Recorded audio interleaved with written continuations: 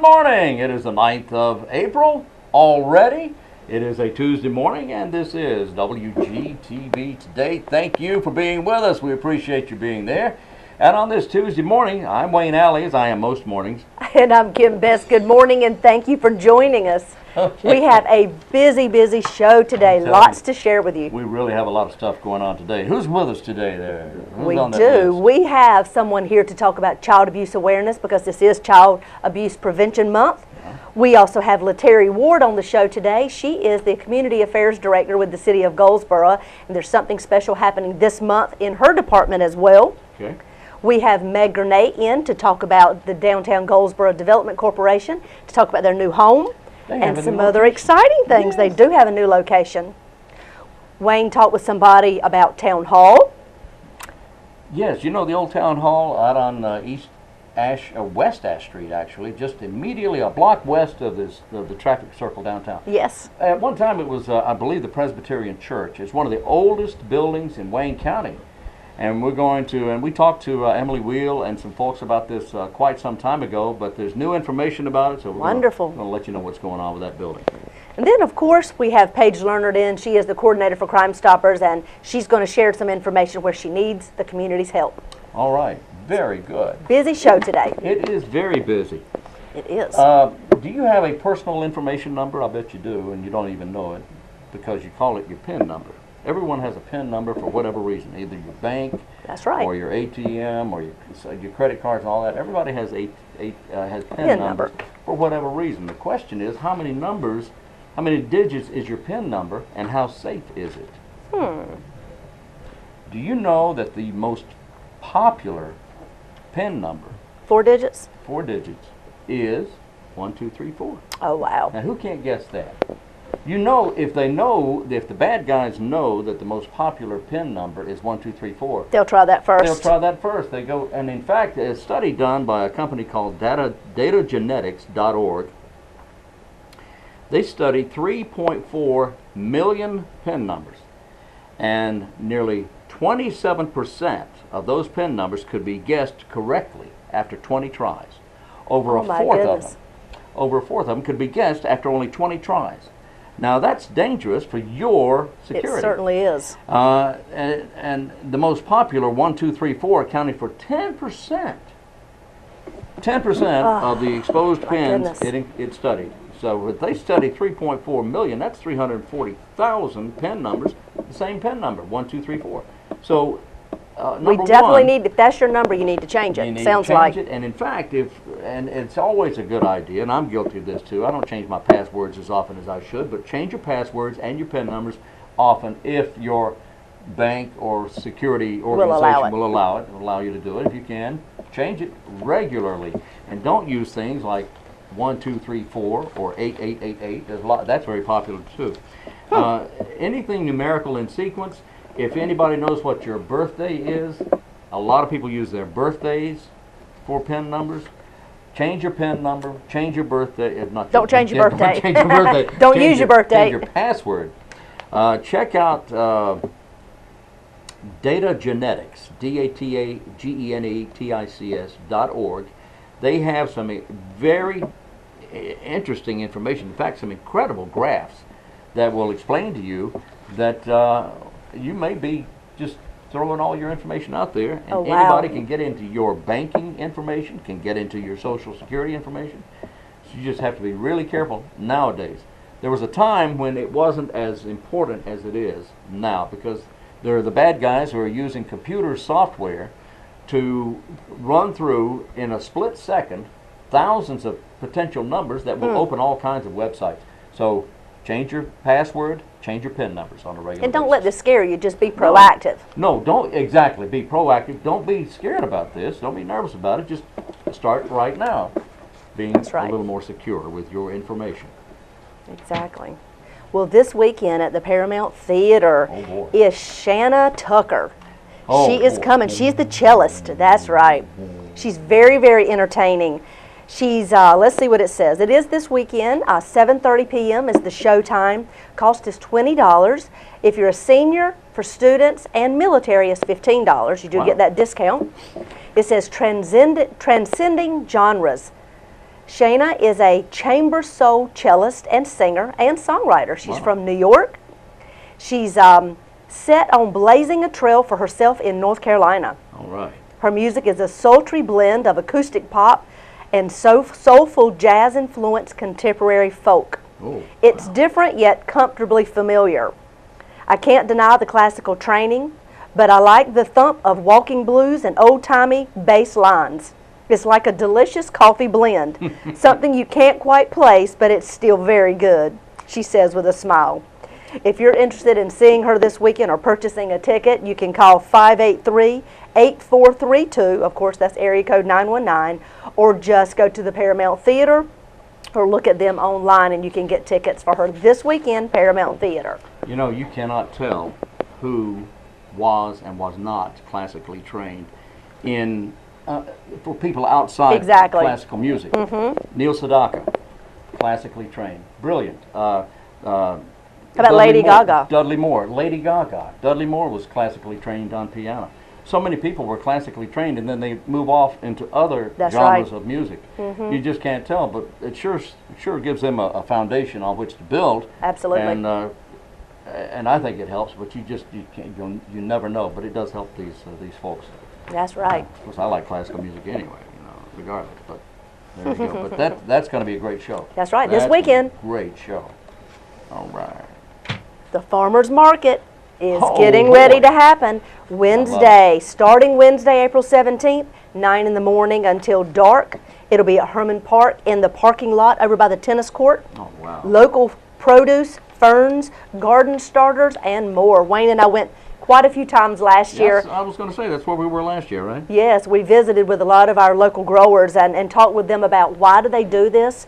We talked with people that were selling honey, fresh honey, and lots of other things. So looking forward to having them start having their farmers market every Wednesday starting April 17th. Looking forward to it. I love the farmers market. Me too. The Peggy Seeger Senior Center on East Ash Street has a gift shop. Did you know that? They certainly do. They have a gift shop in there that's open Monday and Thursday from 10 a.m. until 2 p.m.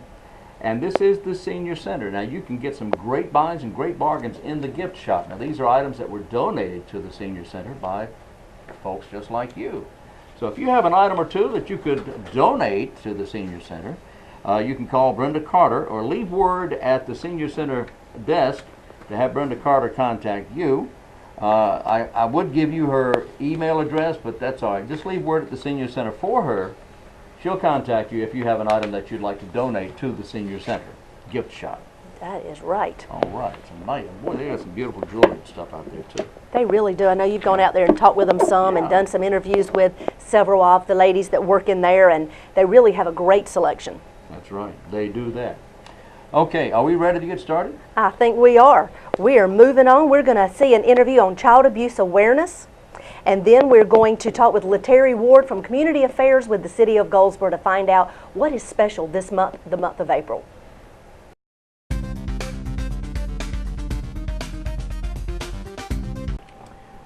Guests in the studio today include Kim McGuire with Department of Social Services, and from the Partnership for Children we have Lee Mitchell with us again. Thank you, ladies, for being with us today. The topic is very serious. It's about child abuse, and April, I believe, is Child Abuse Awareness Month, right? All right, well, Kim, tell us, in Wayne County, we're talking about child abuse here. Now, that doesn't happen here. That happens somewhere else, right? No. Child abuse happens anywhere. There's no place that you can identify that it only happens. It happens everywhere. Everywhere. Is there a particular group or ethnicity or income level or neighborhood that this happens in? No, there's no specific identified person, anybody. It's across all boundaries. Correct. Regardless of income, even what one would consider good high-income families, oftentimes you'll find, unfortunately, you'll find child abuse there as well. That is correct. How is that defined? How do you define child abuse? What is it? Now, child abuse could range basically from abuse, neglect, or dependency. Some of the categories that fall up under abuse would be physical abuse or sexual abuse.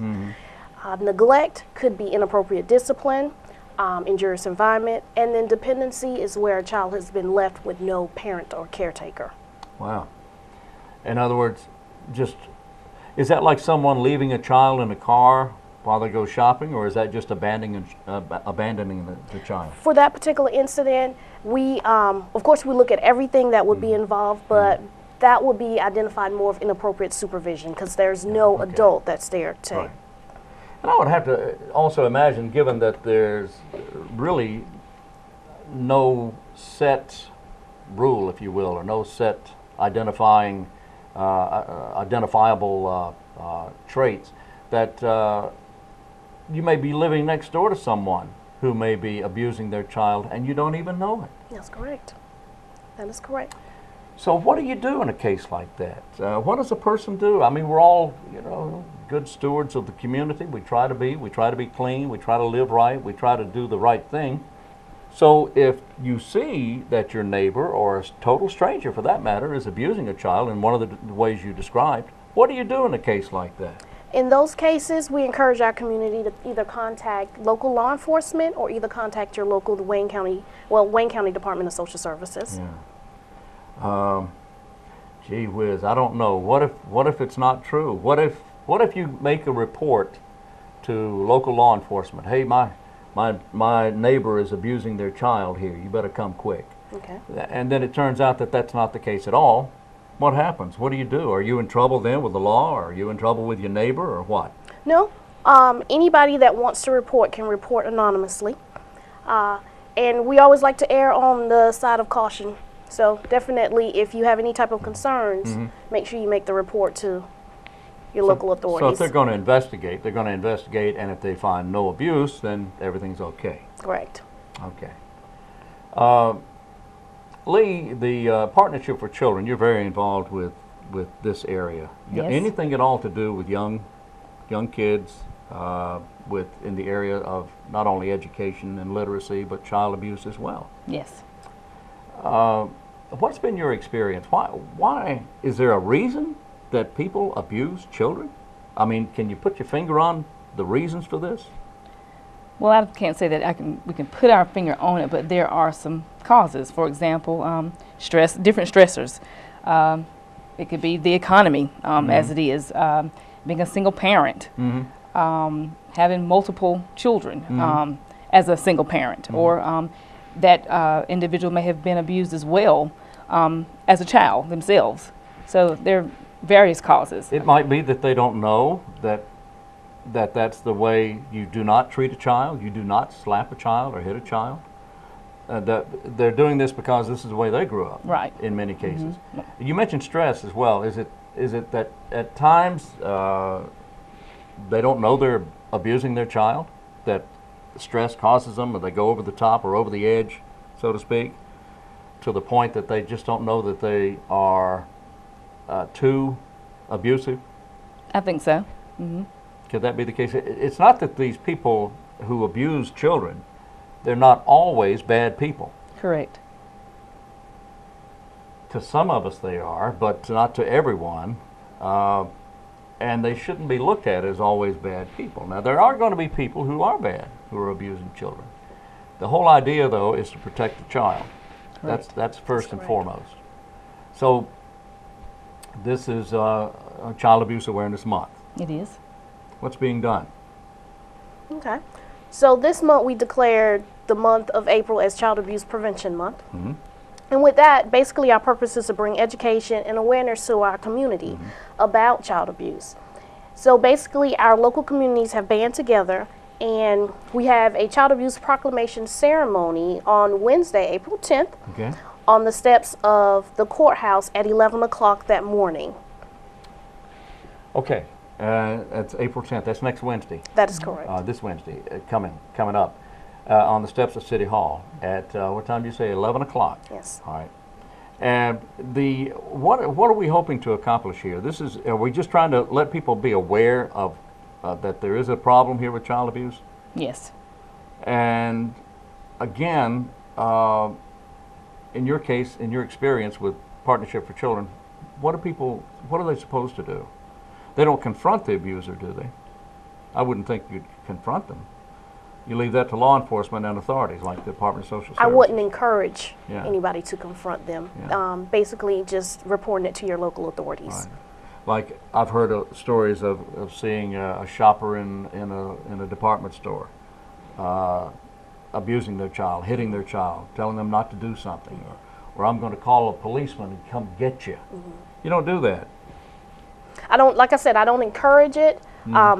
What we've looked at is that just make sure that you report them to the local authorities so that we can do a full assessment of that situation. And what about Partnership for Children? What are you going to be doing during the month to raise awareness? Well, what we will be doing, we will be having a teddy bear picnic. The teddy bear picnic? Where there will be stories, songs, and special guests will arrive at the Cornerstone Commons at the corner of Center Street and Chestnut Street, and that will be April 16th from 12 to 1 o'clock p.m. But along with the mayoral proclamation, the Partnership for Children, along with Wayne County for Children Council, Seymour Johnson Air Force Base, and the Department of Social Services will be banding together to make this cause aware to the community by banding together and getting with the Honorable Mayor Al King to proclaim April as the Child Abuse and Neglect Awareness Month. All right. Ceremony will take place. We'll have a preschool classroom from Seymour Johnson Air Force Base to come to participate to help plan our pinwheels, which Kim will discuss, as well as we'll have a chorus from Brogden Primary School to give us a selection. Great. And Kim, I understand the Department of Social Services, or the organization you're with and represent, you folks are planting pinwheels around the area. What's that all about? Actually, as we looked at all the organizations that band together, from the health department to the guardian ad litems to our court system, we all kind of came together and we have planted, or there are different things that you'll see around the community. So one thing that you're going to see is the pinwheels. Pinwheels? The pinwheels have been planted in the courthouse. They'll be planted at Wages. They're planted at the health department, just around the community. And basically those pinwheels, these silver and blue pinwheels, they represent the effort to change the way that the nation thinks about prevention.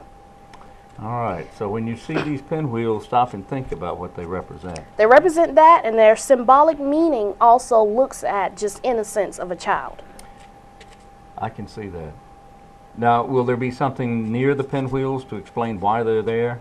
There will be the explanation of the proclamation ceremony and also what the pinwheel means. All right, all right.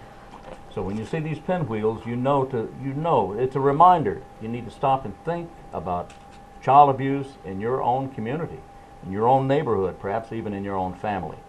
And if you know about it, and you know of it, then the right thing to do is to alert authorities. The Department of Social Services or local law enforcement, and of course our Partnership for Children folks could help out as well. Exactly right. Now for the Partnership for Children, what is your phone number? Well, let me ask you this. What is the phone number for the teddy bear picnic that's showing on the screen right now? That is 919-735-3371, and that's the Partnership for Children. That's Partnership for Children. So if someone called that, why would they call that number? Well, they would call that number to seek information about the teddy bear picnic, as well as other services that our agency offers. All right, and you offer so many services. We do. All right, now Kim, what about the pinwheel event that's coming up at City Hall at 11 o'clock next Wednesday? Everyone's invited to that. It's an open meeting, and if anyone knows of child abuse in their family, in their neighborhood, in their community, they call the local law enforcement, or they can call Department of Social Services.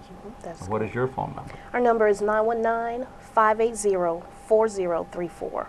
580-4034. Correct. We've been talking with Kim McGuire of the Department of Social Services and Lee Mitchell of Partnership for Children. And this, again, is on the steps of City Hall on April 10th. Child abuse. It exists right here in Wayne County. Be aware. I'm Wayne Alley.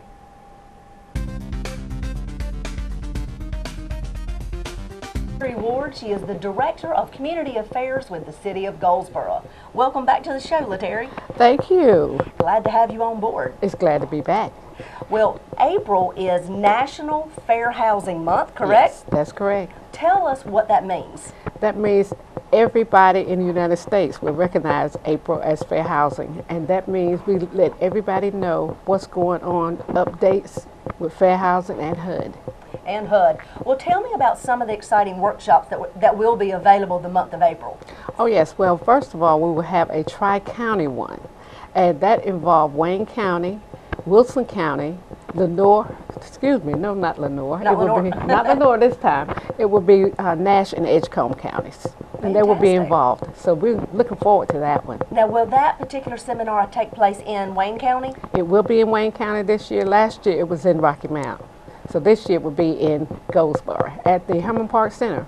Herman Park Center, do we know what day and time that'll be? Oh, absolutely. April 18th at from 9 to 12. And we've asked people to register because we want to make sure we have space available for them. Well, what will the topic be?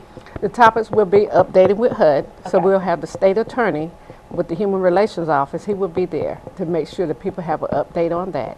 And we want to talk about fair housing with public housing, as well as evictions Right. and landlord-tenant rights. So who would be the people that would really benefit the most from coming to this type of seminar? Well, as you know, we also we take care of investigating complaints in housing. So we also send information out to citizens that really want to come and take a look at what's going on with housing and find out what their rights and responsibilities are as a landlord. But the major part is with realtors. Okay, I was wondering if that would affect them. I would assume so. Yes, the realtors will be there so that they can find out all the new updates and laws that deals with HUD as far as leasing, renting, as well as ownership. And then we have plenty of that in our community. Oh, yes. So, Oh, yes. Yes, I can see where that would definitely benefit. And that's at Herman Park Center, Thursday, April 18th, from 10 to 12. Yes. So they want you to register if you're planning to attend to make sure we have enough room for everyone. Yes, please do that, and that will be at our office, which is the 919-580-4359 number. And we ask you to do that Monday through Friday. Perfect. Now, there's another seminar that's taking place, something about grant writing. Oh, absolutely, and that's fair housing as well. But we're going to be offering a grant writing seminar this time. This is a special thing. We've heard people always talking about grant writing. Can we find somebody that can help us with grant writing? And we got an excellent young lady coming in this time to deal with grant writing. Wonderful. So where will this take place and when will this take place? This will take place on Saturday, April 27th. And that Saturday will the be 27th. Oh yes, and that will be definitely from 8 to 12 because she has a lot to share with you. So you're learning how to write a fantastic grant. Yes, and not only that, find out why your grant wasn't accepted, be able to find out about budgeting, all of those aspects of grant writing. Wonderful. Now, do you need to pre-register for this one as well? You definitely do, That's because what I thought. right now people are really calling, so as soon as possible you need to think about it, especially right after I'm talking now. We need to call in and say, yes, I want to register. participate. Well, now, where will this one take place? This will also be at Herman Park Center, and we have the gray room so that we'll be able to hold a lot more people. Okay. So we've got seminars on HUD and fair housing in general, all the updates. We also have a seminar on grant writing to learn how to write a better grant and Yes. find out if you've written grants in the past, why yours was not selected. That's correct. Well, you know, there are so many grants out there. So that is a fabulous topic Yes, to and offer in our community. it is so people know what type of grant that you're looking for, what the grants actually offer, and be Exactly, ready yes. to write the specifics down. And many locations and businesses and industry that offer grants, you can find out a lot more details about Oh that. yes, so definitely people need to be there. So April is the month to learn all about HUD and fair housing. It's National Fair Housing Month. If you want to learn more about this, you can visit the City of Goldsboro's website, go under Departments, then go straight to Community Affairs, and all the details for that type of information is right there on the website for the City of Goldsboro, or you can call LaTerrie and her staff. The number was on the screen, and they will be glad to answer your questions. Please, Is we're there looking forward to anything- that. Yeah, is there anything else that's going on for Fair Housing Month we need to be aware of? Right now that's about it. That But the whole covers it. month. The whole month of April is Fair Housing Awareness Month, and we want to make sure that our community has these opportunities, and you've been made aware of the time, location, and these great opportunities. That's right. Well, thank you, LaTerrie. This is a lot for us to have at our fingertips right here in our community. And we're looking forward to looking at that grant writing piece anyway. Yes, that is something new. We're glad to have it offered in Goldsboro. All this will take place at Herman Park Center. Give them a call and get registered if you're interested in attending. And this is what's happening in your community. We're back on WGTV, that's Wayne Goldsboro Television, and this is a collaboration between the City of Goldsboro and the County of Wayne. We thank you very much for being with us. Yes, we do. We are glad to have you with us, and this is what we're here for, to share the events and the news that is happening here in our community, and we want to be your one-stop to find out what is happening in your community. Plus, we kind of want to help you get your day started if 7 a.m. is your start time, or you know, you can watch this program also as we repeat the program every day at noon, and then again at 5:30 p.m., and then again some other time during the evening hours. So around 10:30. Around 10:30, something like that, sometimes a little earlier. Anyway, join us if you will during the day, and if you happen to miss a program or you miss a segment, you can join us again later in the day and on the weekends. That's exactly right. All right. Coming up, the Mental Health Association of Wayne County having their big Lunch and Learn seminar tomorrow. They do this each month. And tomorrow, the topic will be balancing work and stress in these busy times. It'll be presented by Dr. Alton Anderson, MD, a medical physician at Longleaf Neuromedical Treatment Center. Dr. Anderson will be advising you on how to learn how to identify work stressors, to balance stress and work, and when to seek help. Boy, do we all need that. Don't we? Or many of us do. You can get tips to help make your day easier. It's tomorrow at Wages at 12 o'clock at noon. That's at 601 Royal Avenue. Starts at noon, goes till 1 o'clock. Now, you don't have to eat, but lunch will be available. They would like to know that you're coming. If you want to eat, it's only $5. If you don't have to eat, that's just go and listen and learn. The Lunch and Learn seminar tomorrow at Wages at noon. And if you do want to go and eat, you need to let them know you're coming. Call 734-3530, 734-3530. That's East Point, I believe. All right. All right. Well, or Wayne, the Mental Health Association. That's who that is. we've all heard of Olympics, many different types, from regular Olympics to Special Olympics. Oh, yeah. But have you ever heard of Frog Olympics? Frog Olympics. No, I'm not familiar with Frog Olympics. I can't say that I am either, but let's find out a little bit about it. At the Cliffs of the Noose, of course. They are having Saturday, April the 13th, starting at 2 in the afternoon. The entire family is invited to a, not kidding, it really says this, hoppy good time at the Frog Olympics. Get out of here. A hoppy good time? Hoppy good time. Investigate the wonders of being a frog through an afternoon of fun, games, and activities. This is for all ages, but of course targeting children. For more information, not kidding, call 778-6234, Cliffs of the Noose. They're meeting at the Visitor Center, and this is learning all about frogs and their environments and their work habits, their life habits, their work habits, their breeding habits. This is finding out a day in the life of a frog. If you are interested, this Saturday, April the 13th. There's a lot of myth. Yes, there is. Associated with frogs. Do you know frog myths? Well, I've heard of a few. There's several out there, and they will dispel some of those myths. That's right. I love frogs. First of all, a lot of people like frogs. Yes, they do. Frog. What's the difference between a frog and a toad? You'll find out tomorrow. That's right. Yeah, don't croak, don't choke. Go and have a good time, and don't croak. My goodness. I know mine too. Okay, we have the, what else do we have here? We have a teddy bear picnic that is taking place. Really? You and your teddy bear can go right down to Cornerstone Commons. Oh boy, when is that? This is Tuesday, April 16th, next week. Yeah. This has been happening for quite some time at Cornerstone Commons. Yeah. It says, help us celebrate the week of the young child. It's good. They will plant a pinwheel garden in recognition of Prevent Child Abuse Month. Tuesday, April the 16th from 12 until 1. Bring a picnic lunch or a snack and enjoy the activities, stories, songs, and special guests at Cornerstone Commons.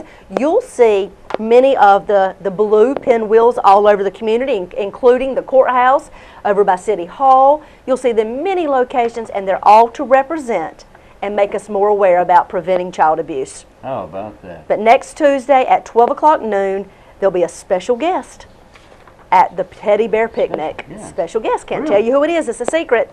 You It have to is? wait and come out and see. That's right. That's the way it is. Do you know where the teddy bear got its name? Where did he get his name? Back in the early 1900s, 19-something, Teddy Roosevelt was out hunting. And the story goes that while he was out hunting, after a forest fire, not after a forest fire, that was smoky, but he was out hunting. He was out hunting on a safari in Wyoming or somewhere out west, somewhere like that. This is true. I'm listening. What really happened. Anyway, the story goes Yes. that he took aim at a bear. Now, I don't believe this because it was a tiny bear, a baby bear, a bear cub, if you will. It climbed Baby up bear. a tree. I don't believe for a minute that Theodore Roosevelt, well, no, it wasn't smoky. I don't believe for a minute Theodore Roosevelt was going to shoot A baby bear. a baby bear. A It was cub. not. A cub. That's not sport. And we're talking about hunting here. So anyway, he got the bear down, out. It turns out that the bear was orphaned.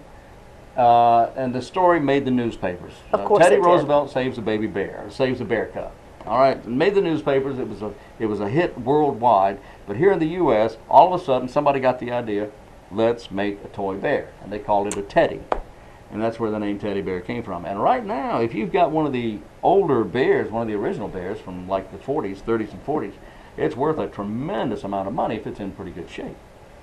Only Wayne would know these stories. But thank you. That one's a pretty cool one. Well, thank you very much. And then there's a story about Smokey. Oh, my goodness. That's another story entirely, and I'll tell you about that one later on. That is too funny. Yeah.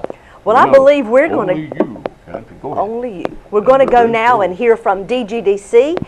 Going to hear about their new home. And we're going to talk with Town Hall, learn all about the old Town Hall, and hear from Paige Learnard with Crimestoppers. So stay tuned. Joining me today is Meg Gernaat from the Downtown Goldsboro Development Corporation. Good morning and welcome, Meg. Hello. So you've got some exciting news to tell us about. We do. You've got a new location. Yes, the DGDC was previously located at 218 East Walnut Street, and we have moved into our new space, our new rehab space at 219 North John. North John, so you were on the same street as like Torero's and some of those other, the First Citizens Bank. Yes. And Yep. some of those other businesses. We can see First Citizens right out our front window. Yes, you can.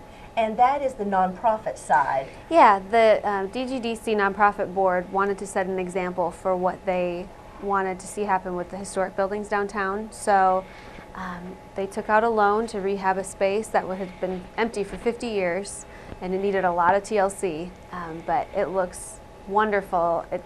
Construction took about a year, and it's finished, and we're moved in and getting everything looking nice and neat for the community to come check it out. So tell us, when can people come check it out? Do you have a date yet?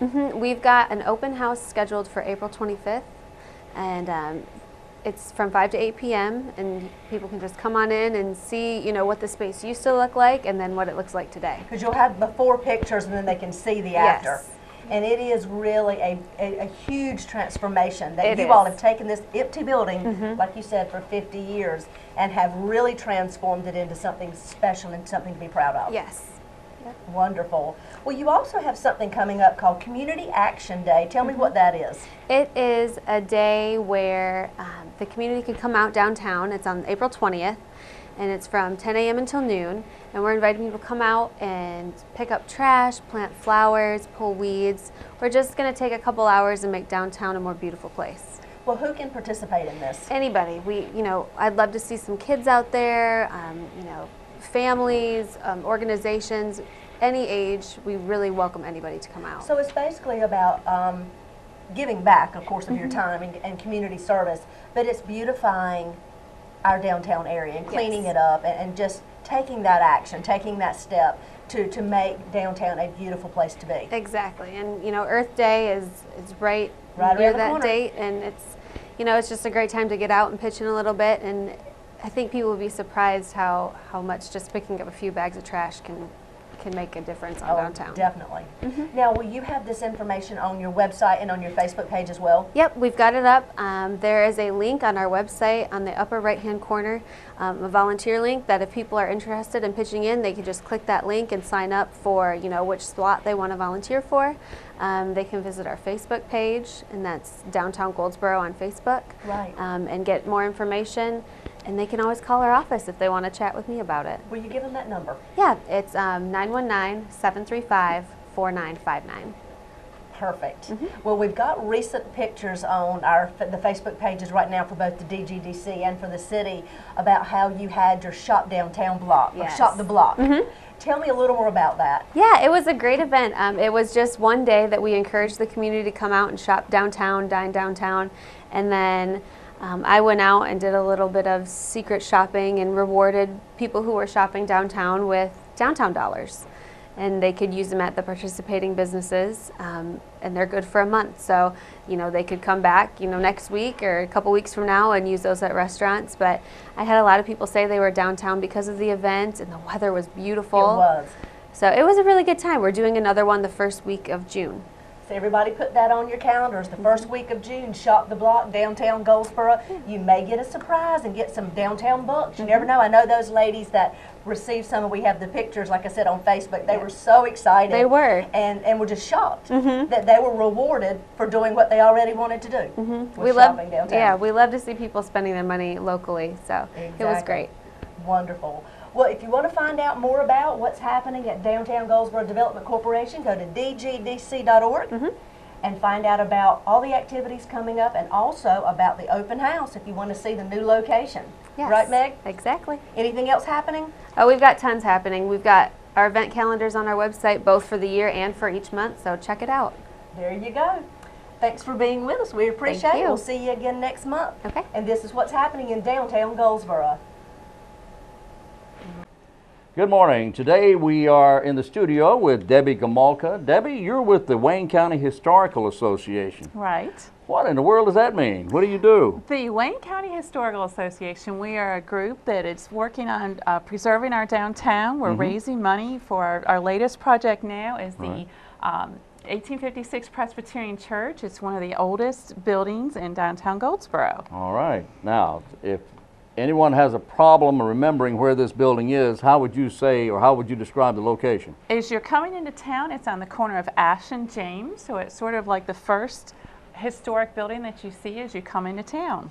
So it's one block off George Street, Yes. which is Highway 70 business, and as you turn to go toward the traffic circle, it's right there on your left. Correct. It's in a really old building with a square steeple. That should give people a clue right there as to what it is. Exactly. All right. It's a square steeple, old building right across from the service station, near what used to be the old unemployment office, or the Right. employment office downtown Goldsboro. It's right next door to that. So now that you know where it is and what it looks like, tell us about it. The outside of the building looks great.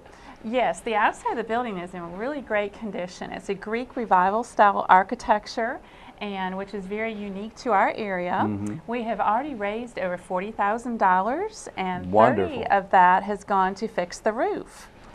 The roof was in pretty bad shape. Yes. It leaked terribly, It did. and as a result, there was some damage done. Right. All right. We've had a lot of damage to the interior of the building, the woodwork and the paintwork. So we've done very well with raising our $40,000 to fix the roof, and now we've got to work on the interior. Working on the interior, and it is a gorgeous interior. Of course, as you mentioned, it was built in 1856. Correct. So the woods are hardwood, the floors are hardwood. Right. The pews are amazing to me. The woodwork on the pews is just gorgeous. It's got a rolled, sort of a curved design. It's curved. Yeah, it's Yeah, curved. Love that. And The curved pews. right. And of course, there's where the minister stands and the altar and everything. It's a little raised off the floor. It's a beautiful old church. It's beautiful stained glass windows. Oh, the stained glass and- windows are gorgeous. So what we're working on now, Wayne, is we want to raise some more money to fix up the interior. The paintwork, the woodwork, it suffered some major damage from the roof dam. And I believe the ceiling is tin, the relief tin, Yes, right? Looks like it was gorgeous. carved or shaped. Beautiful tin ceiling. It's just spectacular. I can see this building being, in fact, it was a meeting place at one time. I can see it being a meeting hall. I can see it being held or rented for special ceremonies, weddings perhaps. Sure. Anything like that. Once we finish with restoring the interior, what we like to do is have it available for, like you say, weddings, meetings. It's been called the Town Meeting Hall. Originally it was the First Presbyterian Church. Right. So if you like to have a wedding there or any kind of a meeting, just get in touch with the Wayne County Museum. Wayne County Museum, and that number is? 735-4023, which is right on the screen. It's right there on the screen, 735-4023, and they can tell you anything you want to know about what you need to do to help. And one other thing I just wanted to mention, Wayne, that we're working on, we have a beautiful original 1910 pipe organ that is still there. And anybody would love to take a tour of the building, just let us know.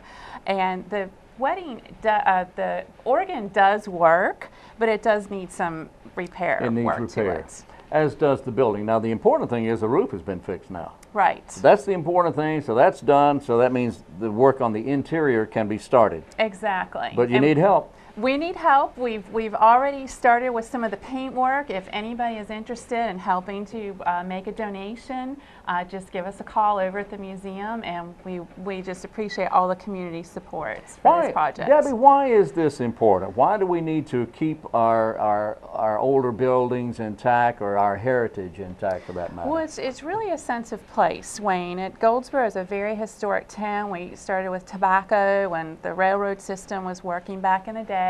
And the 1856 building is one of the first buildings you see as you come into downtown. It's sort of like the pillars to our historic district. So keeping, restoring this building, and we have the new streetscape, it just sort of completes the renovation efforts that we're trying to achieve. It's a beautiful old building, one of the oldest in Goldsboro, I understand. One of the oldest, if not the oldest. That's right. Still standing. 1856. 1856. Goes back a few years. A few years, yeah, it goes back a long way. Look, a little way. 735-4023, right? That's right. 735-4023. Call the museum and talk to Chris or talk to Brantley, and they can help you. Talk to anybody with the Historical Association. Emily Wheel or Emily Judith Wheel, McMillan. yes, or Judith, and anybody who has any interest in historic buildings or history will find this building beautiful and fascinating. So, and anybody associated with the Historical Association would love to talk to you about it. I mean, love to talk to you about it. And if you have a future wedding in store, I mean, this would be a beautiful place to have a wedding. It's just a gorgeous building. And if you're already married, well, you could have another service. That's right. Right. Enjoy a 25th or 50th wedding anniversary. A community meeting, you know, any kind of an event that you'd like to take place. It's just a beautiful building. 735-4023. And we've been talking with Debby Gomulka of the Wayne County Historical Association. Thank you so much for being with us. Thank you so much, Wayne. Glad to be here.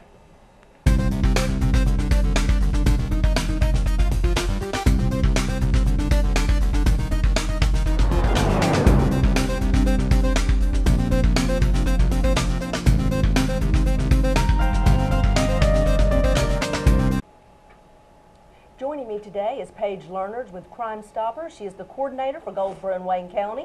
She's here today to tell us about a case that we need your help, community. Welcome back to the show, Paige. Thank you. Good morning. Good morning.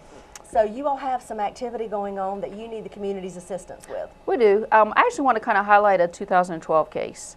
It was a financial transaction card fraud / stolen wallet case. We have this happen all the time with these vehicle break-ins. And one of the unfortunate things that happen is once they get a hold of these people's credit cards, then they normally will immediately take it and use it at some locations, which is what happened in this case. This was back in September 18th of 2012, and Ronald Johnson reported losing his wallet at Food Lion in the 500 block of East New Hope Road.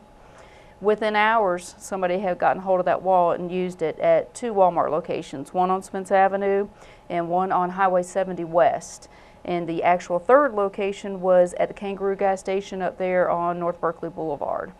Now, after an investigation, we were able to identify the suspect in this case. And one of the reasons I wanted to get the picture out there is because he could be in this area or he might be in the Durham area. And his name is actually Carl Ray Kent. He is 56 years old, 6 foot, about 200 pounds. His last known address is in some apartments on Randall Lane here in Goldsboro, but we do have information that he might be in the Durham area. And we also know that he frequently drives a gold PT Cruiser. So we're asking for the public to be on the lookout. So, Paige, if they were to see him, what would they need to do? Well, if they actually see them, they can call 911. If they want to report him through Crimestoppers, call me at 735-2255. Or if they know information to help us kind of follow up on him, same thing, call 735-2255. Perfect. All right. Well, Paige, thank you for being with us today. This is a case they need your help. If you see him, like Paige said, call 911 or call the Crimestoppers number. Would you tell us really quickly, Paige, how does it work if someone does call into Crimestoppers? Well, when they call me, that number is blocked. So I always try to stress I can't see the phone number and I can't see the name. So when it comes in, it's a blocked number. They provide me a code name, nothing to deal with their real name. They give the information. If I'm able to make a felony arrest, then I can pay them a cash reward. And a lot of times those rewards, they can go up to $1,000. So, you know, there's lots of different reasons to call in. But if you do see this person and you can call 911 or you can call this number, if it does lead to a felony arrest, you might be eligible for a cash prize. That is right. Well, thank you, Paige, for being with us. We will see you again next week. Thank you. Community, we need your help. You see the number behind us. Give us a call if you see anything or if you have any tips on this particular case. And this is Wayne Goldsboro Television. Here we go. We're back, and what great information. Absolutely. That was fantastic. That was.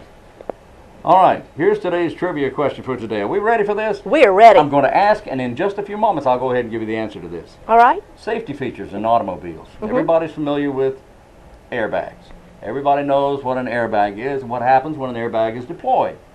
Well, airbags have not been around forever. Right. They first came out in a commercial vehicle in 1974. It's been a while back. Really, that's longer than I thought. The first car it was in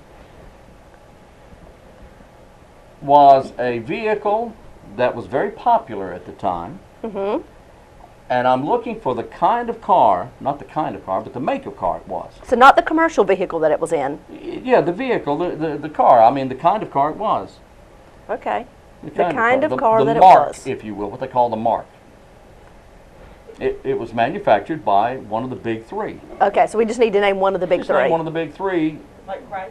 Well, you can't say Chrysler or GM or Ford, but it was made by one of those three companies. Why can't I say one of those? I can't guess one of those? Well, because is that too generic? That's not a car. That's a corporation. He wants a make of the car. I want the make of the vehicle. Okay. What was the vehicle? 1974. Where airbags first appeared. Cadillac. That's a great answer. She said Cadillac, but that's not Our producer said Cadillac. That's not right. That's not right? That's a good answer, though. Oh, it's not a German. Well, it's not. It's, right. That's right. I gave a great hint when I said one of the big three. It's not a foreign automobile. It's a domestic vehicle. Okay. My thinking cap is on. I'm Her trying. thinking cap is on. She's Yes, trying. trying to figure out which one it could be. Oh, yeah. What are you smelling? Something's burning. Is it? Oh, your thinking cap is on. Oh, I'm you're sorry. so funny. You're so funny. The jokes are getting really awful I know, today. they're really bad, aren't they? Awful they are bad. today. They're terrible. Well, answer the question. Now? I'm impatient. You want the, Yeah, I want the you want answer. the answer now? I do. It was the Oldsmobile. I would have never guessed that. I wouldn't either, but it was a Toronado. That was a very unusual Toronado. vehicle. It was a front-wheel drive vehicle. Oh. Very unusual. It was a gorgeous automobile. I would have guessed the Riviera. Buick That would Riviera. have been good, too. And it wasn't long after that the Riviera got their airbags. But the Oldsmobile Toronado was the first commercially produced vehicle How about with that? airbags, 1974. Good to know. Jot that down so you can ask someone earlier and That's sound right. That's very right. intelligent. There you go. A tidbit for the day. Yes. Do we have any great birthdays today? I don't have any great or lousy birthdays today, in fact. All We'll right. pass on birthdays today. We'll Okay. catch you up to date later. Well, let me tell you about something that's happening at Mount Olive College. They're having something called the Free Spirit Spring Concert. I like that. When you think of a free spirit, what do you think of? Oh, wow. I think of Oldsmobile Tornadoes. Do you? No. I think of hippie days. Hippie day. Well, Hippie now, days. you know. Okay, that Well, works. But let's see what this is all about. I know it's free to the public. Free It's at spirit. Mount Olive College at 7:30 p.m. this Thursday. Let's see. It's a mixed vocal ensemble of Mount Olive College students. It has a reputation throughout North Carolina for providing a quality mix of contemporary, gospel, Southern gospel, and a cappella Christian music. The spring concert will feature contemporary arrangements, including You Raise Me Up, which is a beautiful song, and an a cappella rendition of Oh Love That Will Not Let Me Go. It will also feature well-known songs and other powerful anthems that you will know. This event is free and open to the public. For more information, you can call Alan Armstrong at Mount Olive College at 658-7188. That is their Free Spirit Spring Concert this Thursday, April the 11th at 7:30 p.m. in their auditorium. It's called the Mount Olive College Southern Bank Auditorium on 634 Henderson Street. That You Raise Me Up, isn't that Josh Groban? Yes, well he is the newer, the newer version. The newer version of it, but that is a fabulous song. It's beautiful. It's been around for years. Yes. That's what's happening at Mount Olive College.